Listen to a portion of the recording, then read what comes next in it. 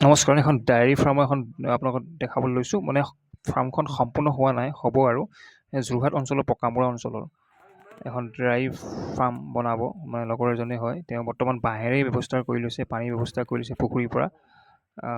ঘৰটো হৈছেগৈ, তলটো ফ্ল'ৰ কৰিব, মানে গুটি দি শিলগুটি দি ঘাঁহৰ ব্যৱস্থা কৰিছে ইয়াত। এনেকৈ বাঁহেৰে বৰ্তমান এনেকৈ 20জনী গৰুৰ কাৰণে ব্যৱস্থা কৰিছে। চিনটেক্স ব্যৱস্থা কৰি লৈছে। ইয়াত হলষ্টিয়ান, ফিজিয়ান, চাহিৱাল জাতৰ গৰু আনিব। প্ৰায় হৈছে ঘৰটো।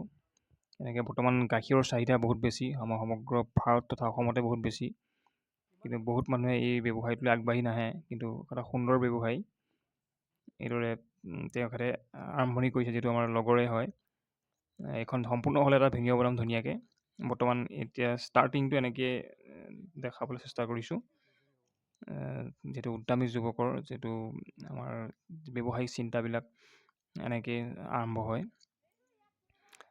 যিটো চেষ্টা কৰিব লাগে সকলোৱে আমি। এনেকৈ ইয়াত জাৰ্চি গৰু ৰাখিব, সুন্দৰ এখন ফাৰ্ম। এই ছাইডৰ এইবিলাক পথাৰবিলাকত ছাগলী এনেকৈ মুকলি পদ্ধতিত মানুহবিলাকে পুহি আছে। কিমান ছাগলী চাব, অসমীয়া জাতৰ ছাগলী। মানে জেগাটো গৰু ছাগলীৰ কাৰণে অতি উত্তম জেগা। মানে উত্তম বুলি নহয়, মানে মানুহে আজিকালি পশুপালনত অতি গুৰুত্ব দিছে। মানে পশুধন আমি কেতিয়াও নুই কৰিব নোৱাৰোঁ। নিশ্চয় ইয়াতে উপাৰ্জনৰ